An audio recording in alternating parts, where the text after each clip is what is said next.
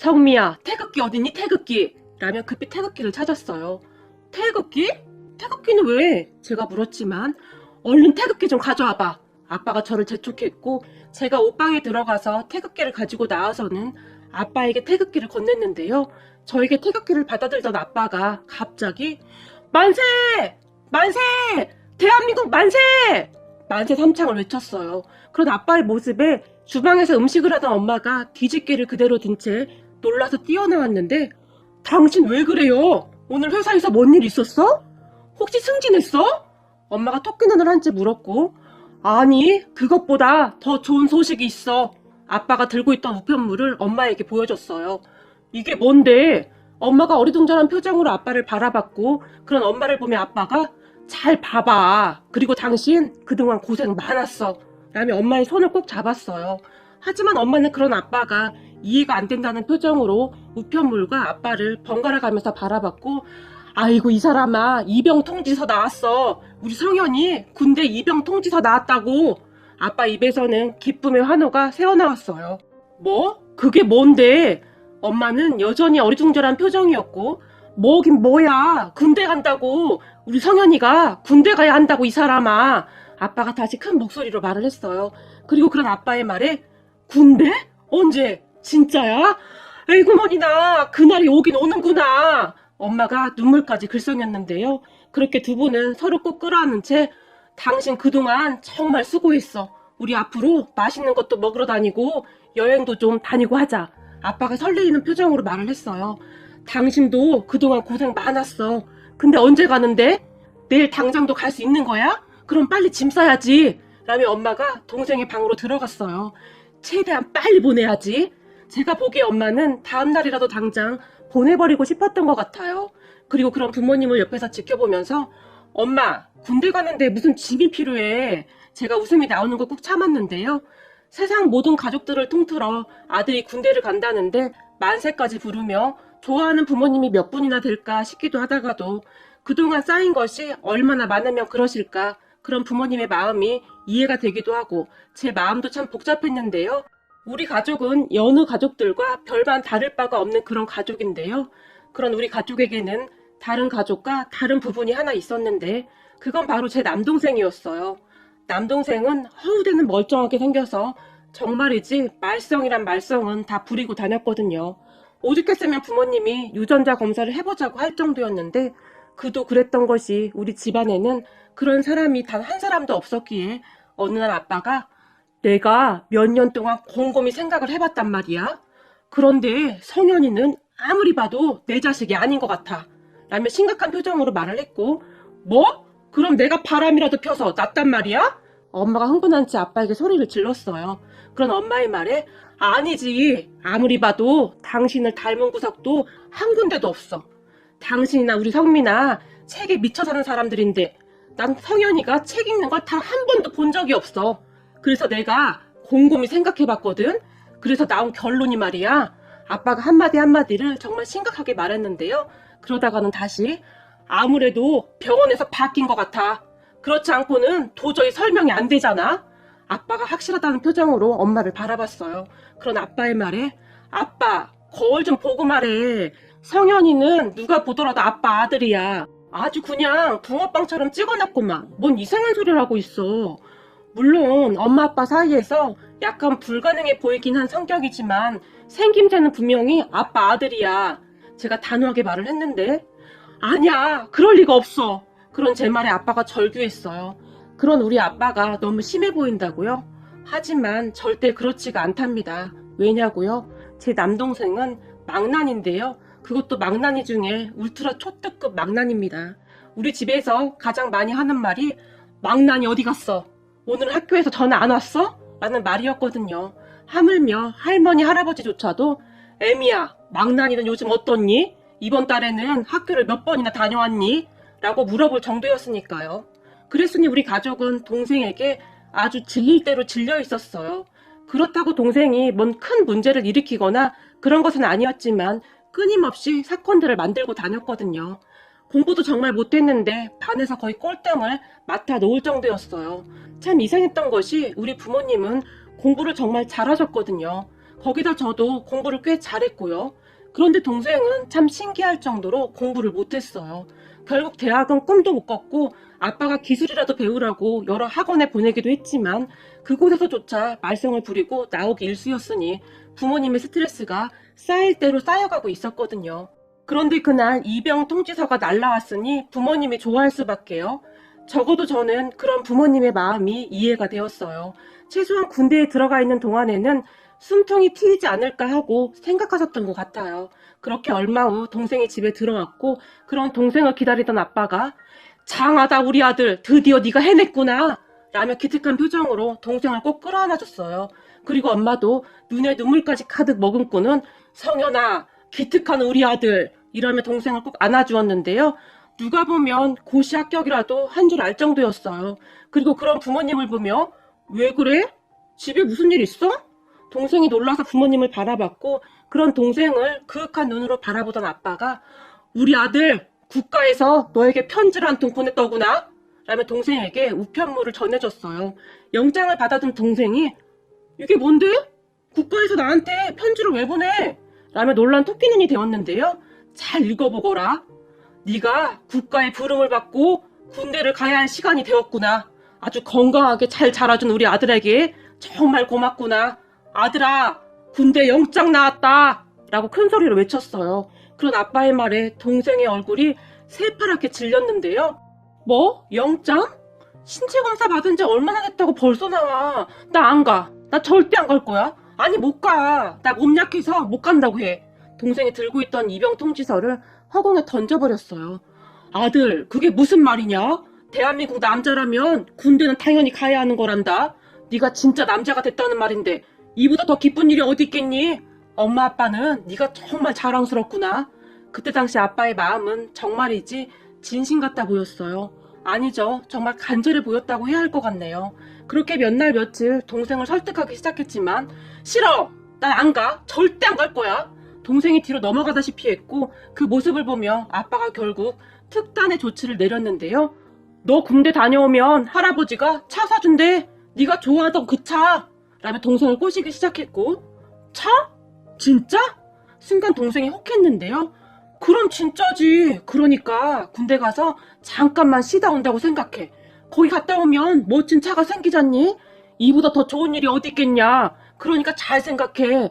아빠가 쐐기를 박듯이 진지하게 말을 했고 옆에서 그런 둘의 대화를 듣던 엄마가 그래 군대 가서 조금만 버티다 나오면 차 하나 생기는데 잘 생각해야지. 너도 알다시피 엄마 아빠는 너한테 그런 차 사줄 능력도 안 되니까 잘 생각해봐 라며 동생을 열심히 꼬셨어요. 그렇게 동생은 차 앞에서 그냥 무너져 버렸고 군대에 가겠다고 선포를 했어요. 뭐 군대라는 것이 자기가 가기 싫다고 해서 안 갈 수 있는 것도 아니지만 말이죠.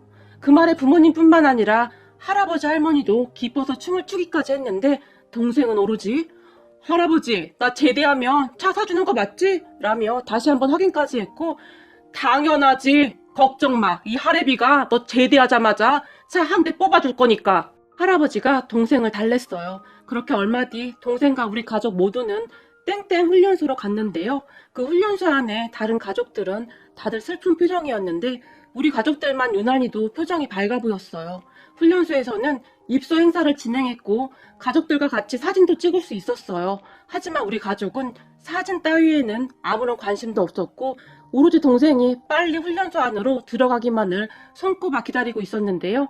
그렇게 초조한 마음으로 언제나 들어갈까 기다리고 있었고 주변을 둘러보던 엄마가 근데 다른 엄마들은 다들 우는구나. 제게 속삭였고 당연하지. 아들이 군대 간다고 하는데 걱정도 되고 그렇겠지.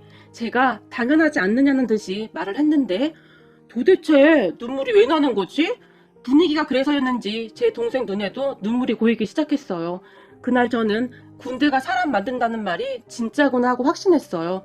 주변 분위기에 뭔가 불안함이 느껴졌던지 계속해서 동생이 눈물을 글썽였고 그 모습을 지켜보던 엄마가 너 그 눈에 넣는 물 그거 있지? 라고 물었고 눈에 넣는 물? 그게 뭐야? 순간 제가 놀라서 물었는데요. 왜 그거 있잖아. 인공 눈물인가 뭐식인가 그것 좀 줘봐. 라며 저를 재촉했어요. 그런 엄마의 말에 제가 얼떨결에 가방에서 인공 눈물을 꺼냈는데 제 손에 있던 인공 눈물을 순식간에 낚아채 가더니 동생이 잠시 자리를 비운 사이 몰래 그걸 눈에 넣기 시작했어요. 그런 엄마를 보며 엄마 그거 그렇게 많이 넣는 거 아니야. 제가 뜯어날렸지만 가만히 있어봐. 이래야 눈물 나는 것 같이 보일 거 아니야. 라며 마구마구 넣기 시작했어요. 그리고는 할머니에게도 어머니 이리 와보세요. 라며 할머니 눈에도 인공 눈물을 넣어드렸는데요. 아이고 이게 뭐냐. 할머니가 놀라서 물었고 이게 그 인공 눈물이라는 거예요. 우리도 최소한도로 눈물이 나는 척은 해야 할 거 아니에요. 라고 할머니에게 말을 했어요. 그래? 그거 아주 괜찮구나. 근데 무슨 행사를 이렇게 많이 한다니? 훈련소 안으로 도대체 언제 들어간다니? 빨리 넣어놔야 안심이 될 텐데. 할머니가 초조한 듯이 물었어요. 조금만 기다리세요. 금방 들어갈 거예요. 제 훈련소로 넣어버리고 우린 소고기 먹으러 가요. 제가 1등급 한우로 사드릴게요. 우리 어머니도 그동안 고생 많으셨어요. 엄마가 할머니의 손을 꼭 잡았어요. 그런 엄마의 말에 소고기 좋지. 오늘 우리 배 터지게 한번 먹어보자꾸나. 할머니가 설레는 표정으로 말을 했어요. 옆에서 그런 모습을 지켜보고 있는데 현실이 참 슬프기도 하고 다른 한편으로는 짠하기도 하고 참 마음감이 교차하더라고요. 그렇게 할머니와 엄마는 눈에 인공 눈물을 가득 넣고는 잘 다녀오거라. 면회 올 테니까 잘하고 있어. 라고 말을 했는데 그 순간 엄마가 눈에 힘을 주며 눈을 감으니까 두 눈에서 인공 눈물이 뚝 하고 떨어졌고 왜 울고 그래요. 걱정 마세요. 잘하고 올 테니까. 동생이 엄마를 안쓰럽게 바라봤어요. 옆에서 지켜보던 할아버지가 성현아 힘들 때마다 그 차를 생각하거라. 제대하면 이 할애비가 바로 사줄 테니까 라며 힘주어 말씀하셨어요. 그리고 얼마 후 동생이 훈련소 안으로 완전히 사라져버리자 자 빨리 갑시다. 이제부터 우린 자유예요 자유 라며 엄마가 소리를 질러댔어요. 그 바람에 주위에 있던 다른 가족들이 우리를 흘기들기 쳐다보기도 했지만 이런 감격스러운 순간이 또 어디 있을까? 세상에나 살다 보니 이런 날이 다 오는구나.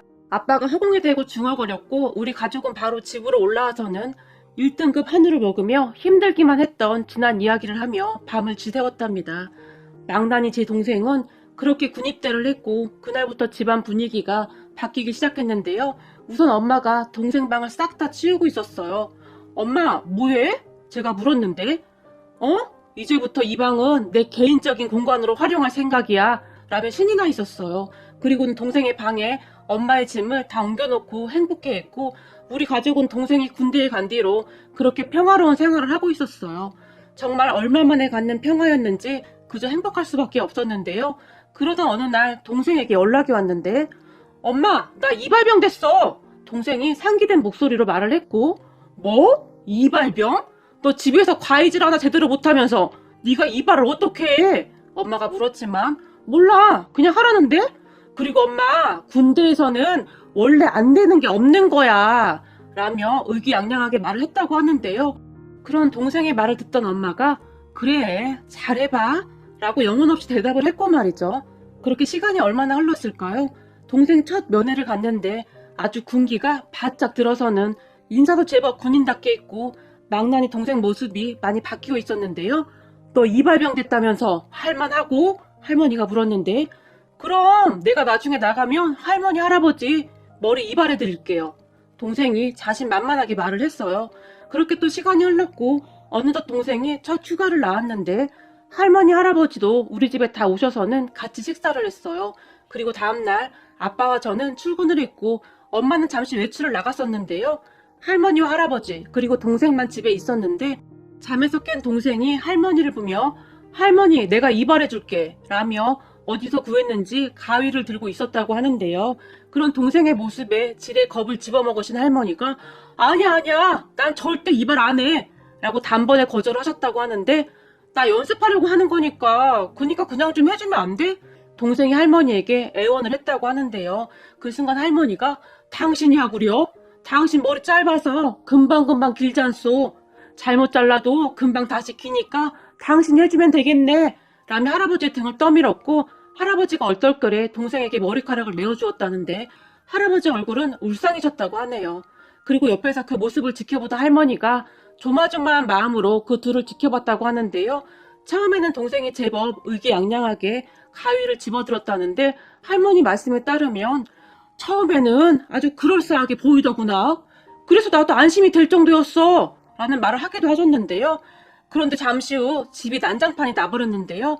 동생이 할아버지 머리를 깎다가는 이상하네. 가위가 내가 쓰던 게 아니라서 그렇나? 왜 잘 안 되는 거지? 라며 고개를 갸우뚱거리기 시작했는데요. 이상하다. 할아버지 머리가 좀 특이한데? 군인들 머리랑 좀 다른데? 라며 동생이 중얼거렸고 정말 순식간에 할아버지 머리카락이 난리가 났다고 하는데요. 그때 당시 그 모습을 지켜보던 할머니가 말도 마라. 내가 잘라도 그거보다 잘 자르겠다. 근데 제 군대에서 이발병은 맞는 거냐? 아니 저 실력으로 군인들 머리는 어떻게 자른다는 거야? 세상에나 그 이상한 가위로 네 아버지 머리를 그냥 막 쓱싹쓱싹 하더니 눈 깜짝할 사이에 머리카락을 잡초로 만들어놨어. 그러더니 뭐가 이상하네 라며 뭐라고 씹으러대더니 머리를 이 지경으로 만들어놨어. 너희들이 그 모습을 봤어야 했는데 그때 내가 놀란 거 생각하면 아직도 심장이 벌렁거려서는 내 머리카락 안 자르길 다행이지. 앞으로 저 머리를 하고 동네 노인정을 어떻게 가 그래? 라며 혀를 차셨어요. 그리고 그렇게 실수를 한 동생은 그 실수를 수습하기 위해 무진장 애를 썼다고 하는데요.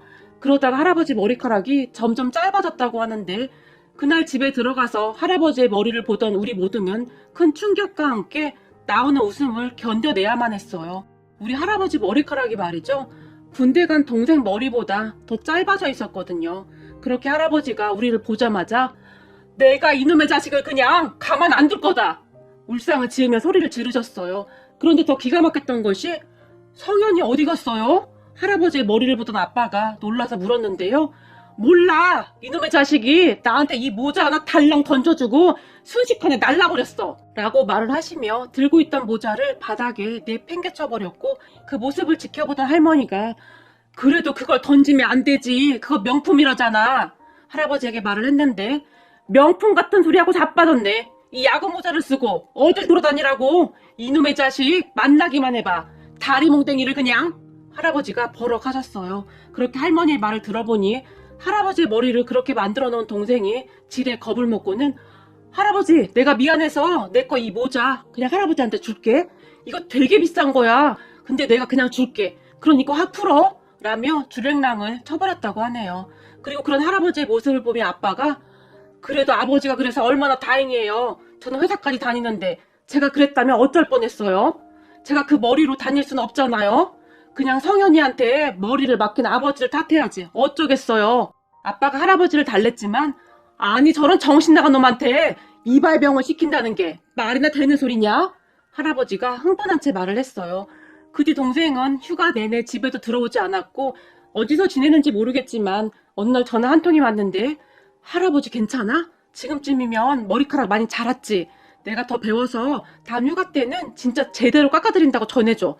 라고 말을 했고 그런 동생에게 제가 너 앞으로 휴가 때도 절대 집에 오지 마라. 할아버지가 너 눈에 띄기만 하면 네 다리 뭉댕이 어떻게 해버린대. 그러니까 조심해.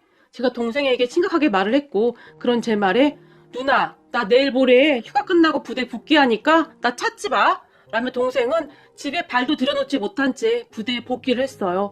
그 뒤에도 할아버지가 눈이 시뻘개져서는 동생을 찾아다니면서 너 이놈 제대하기만 해봐. 내가 자동차 사주나 봐. 이런 정신 나간 놈 같으니라고. 라며 분노하셨지만 정말 다행이었던 것은 몇 달 뒤에 할아버지 머리카락은 다시 정상이 되었고 그 뒤에는 금방 잊어버리시는 듯 했어요. 그렇게 시간이 흘러 동생은 어느덧 일병을 달고 상병을 달더니 참 많이 변했는데요. 위에 선임을 잘 만났던지 나중에는 진짜 사람이 돼서 나왔어요. 선임이란 사람이 명문대를 졸업하고 꽤 똑똑한 사람이라고 집에 올 때마다 그렇게 자랑을 하더니 어느 날은 나 제대하면 공부해서 대학에 가야겠어 라는 말을 하기도 했거든요. 결국 동생은 제대하고 공부를 시작했는데 삼수 끝에 지방 국립대에 가게 되었고 물론 가끔 엉뚱한 사고를 치긴 했지만 그래도 정말 양반이 되었어요. 거기다 제대 후 할아버지가 차를 사주겠다고 했지만 할아버지 그 돈 나중에 나 대학 갈 때 학비나 보태줘 라는 말을 하기도 해서 할아버지가 볼을 꼬집으시면서 이게 지금 꿈은 아닌 거지? 라는 말을 하셨고요. 참 군대 가면 사람 된다고 하더니 정말 사람 돼서 나왔네요. 정말 더 놀라운 건 말이죠. 군대에서 만났던 그 선임과 함께 봉사활동을 다니기도 했는데 노인정이라든지 복지센터 같은 곳에 가서 어르신들 이발도 해드리고 있답니다. 참 세상 일 아무도 모르는 일이라고 인간이 그리도 변하더라고요. 그리고 더 기가 막힌 일은 동생의 그 선임이라는 사람과 제가 지금 만나고 있는 중이랍니다. 그러니까 둘이 연인 사이가 되었어요. 그리고 우리는 얼마 후에 결혼을 할 예정인데요. 제 동생이 제 남자친구를 그렇게 잘 따를 수가 없어요. 그런 제 남자친구가 참 신기할 뿐인데요. 제 동생을 잘 구슬려서는 정말 참다운 인간을 만들어놨어요. 그 모습에 우리 할아버지 할머니 그리고 우리 부모님은 제 남자친구를 그렇게 예뻐할 수가 없고요. 그런 동생을 보며 남자는 역시 군대를 다녀와야 하는 거구나 라는 생각을 하게 되었답니다. 앞으로도 동생이